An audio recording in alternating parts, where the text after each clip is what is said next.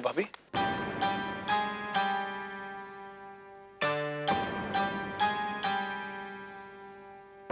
करण, मुझे तुमसे एक जरूरी बात करनी थी। कहिए। इस परिवार को लेकर जो भी तुम्हारे फ्यूचर प्लान्स हैं, बहुत अच्छे, लेकिन अच्छा होगा कि तुम मुझे उनसे दूरी रखो। क्यों? भाभी, इस घर के हर सदस्य की तरह आप भी मेरी जिम्मेदारी है। हाँ करण, मैं जानती हूँ, लेकिन मैं नहीं चाहती कि मेरे जिंदगी के फैसले कोई और ले।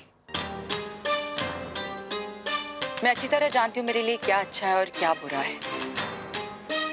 आज तक इस घर में मेरे साथ कुछ अच्छा हुआ नहीं है और बुरा होने के लिए कुछ बचा नहीं है। इसलिए मैंने ये फैसला कर लिया है कि मेरी जिंदगी के फैसले अब मैं दूसरों पर सौंप रही हूँ। दूसरे? मतलब मेरे परिवार वाले और सुशांत जी। ये सुशांत है कौन?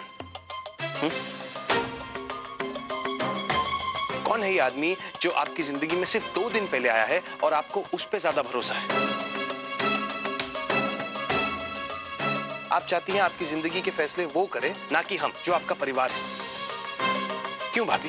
क्यों ये सुशांत हम सबसे बढ़कर आपके लिए हो गया है? करण, मैं इस बात पर और बहस नहीं करना चाहती, और वैसे भी मेरी बात न सुनना इस परिवार की रीत है, और वैसे भी मैं इस घर में अब कुछ ही महीनों के लिए हूँ।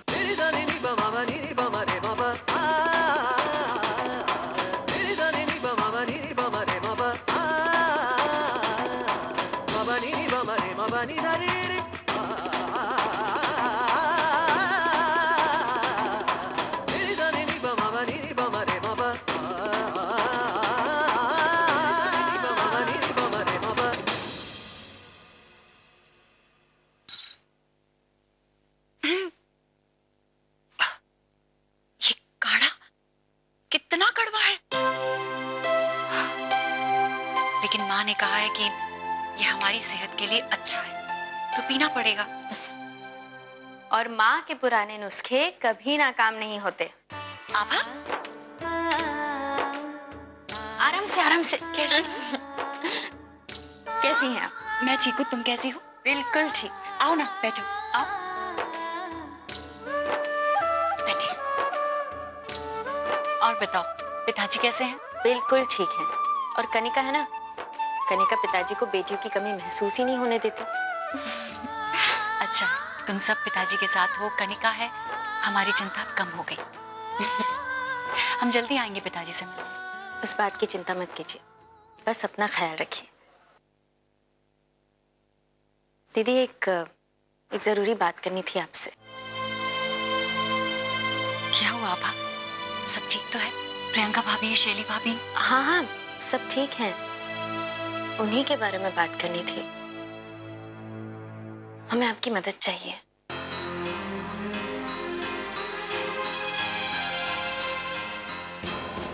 हाँ, आपको तो कोई एतराज नहीं ना अगर हम सबकी दूसरी शादी करवा दें?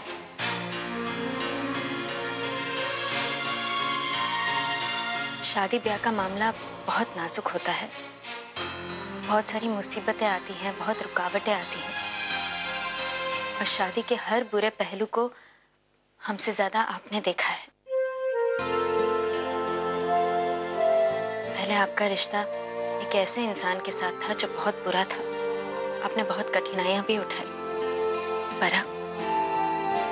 पर अब आपकी शादी राज जी के साथ हुई है, जो बहुत अच्छे इंसान है, और आप बहुत खुश भी हैं। और दीदी, खुश रहने का हक तो हर इंसान को होता है ना। हम भी शैली भाभी, प्रियंका भाभी और कनिका की खुशहाल जिंदगी चाहते हैं, उनका पुनर्विवाह करवाना चाहते हैं। पर इस समय उनके मन में न जाने कैसे कैसे सवाल होंगे, उनकी मनस्थिति कैसी होगी, ये हमसे बेहतर आप समझ सकती हैं। इसलिए हम चाहते थे कि इस बारे में आप उन्हें समझाएं। हम समझ रहे हैं आभा, लेकिन हालात अभी बहुत अलग हैं और बहुत नाजुक भी। लेकिन हाँ, भावनाएं वही हैं।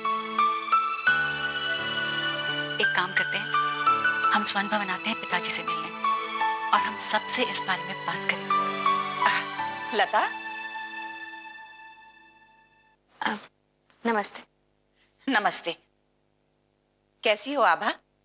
हम ठीक हैं। लता, मैं किसी जरूरी काम से शहर से बाहर जा रही हूँ, तो उसके लिए मुझे कुछ शॉपिंग करनी है। मैं बंसल मॉल से होके आती हूँ। चलती हूँ बेटा।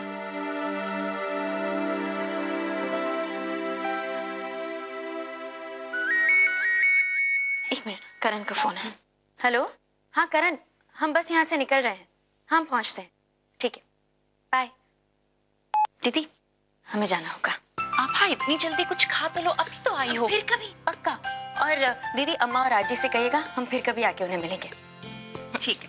और अपना ख्याल रखिए। तुम भी। Bye bye.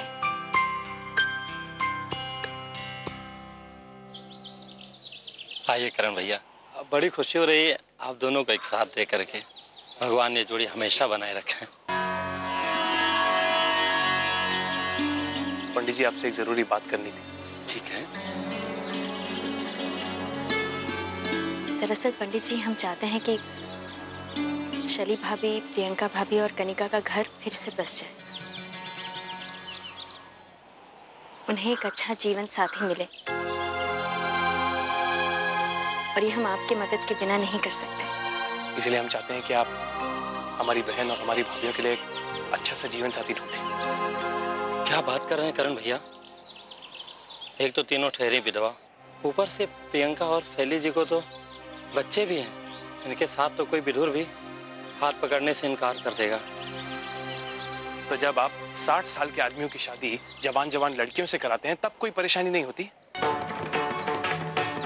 और पंडित जी, क्या औरतों को आदमियों की तरह खुश रहने का हक नहीं, जिंदगी में आगे बढ़ने का हक नहीं? बताइए। और क्या कमी है मेरी भाभियों में और मेरी बहन में? वो पढ़ी लिखी हैं, घर संभालती हैं, बच्चों को संभालती हैं। अगर एक हादसे में उन्होंने अपने पति को खो दिया तो इसमें उनका कोई दोष नहीं है। भेदभाव कर रहे हैं आप। आपको एक बात मैं बता दूं पंडित जी, हमारे घर की बेटियां हर बात में और हर काम में किसी से भी कदम से कदम मिला के चल सकती हैं। आपको तो यह कहना चाहिए कि आपके पास कोई लड़का ही नहीं हमारी भाभी और बहनों के लायक। बिल्कुल ठीक कहा आपने करण, और हमें गर्व है कि हम आपकी पत्नी हैं। आपके विचार इतने ऊंचे हैं और पवित्र हैं, ये हम जानते हैं।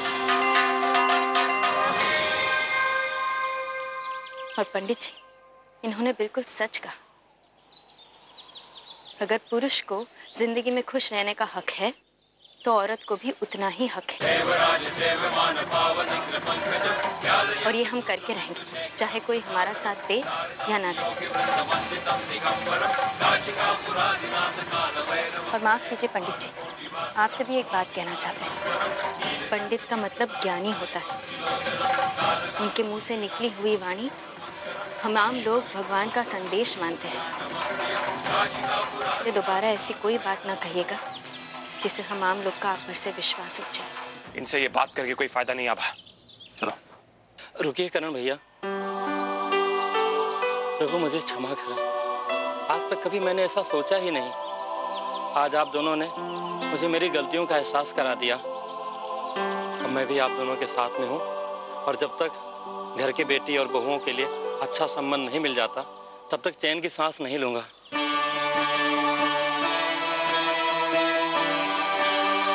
धन्यवाद।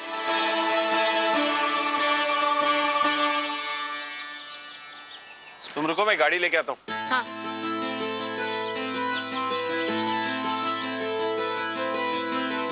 पंडित जी, पूजा की सारी सामग्री आपने तैयार करवा ली है ना? सकते हैं। देखिए, पूजा अच्छे से होनी चाहिए। मैं बंसल मॉल से होके आती हूँ। दाई माँ यहाँ?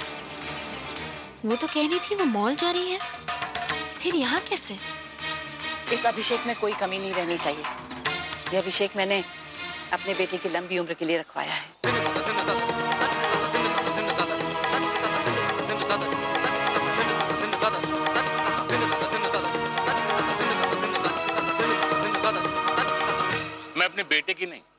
खुद की शादी की बात करने आया हूँ। वैसे अगर इनका पुनः विवाह करना है तो मुझे लड़की पसंद है। वाह वाह करें, क्या लड़का ढूंढा इस परिवार की बहू के लिए।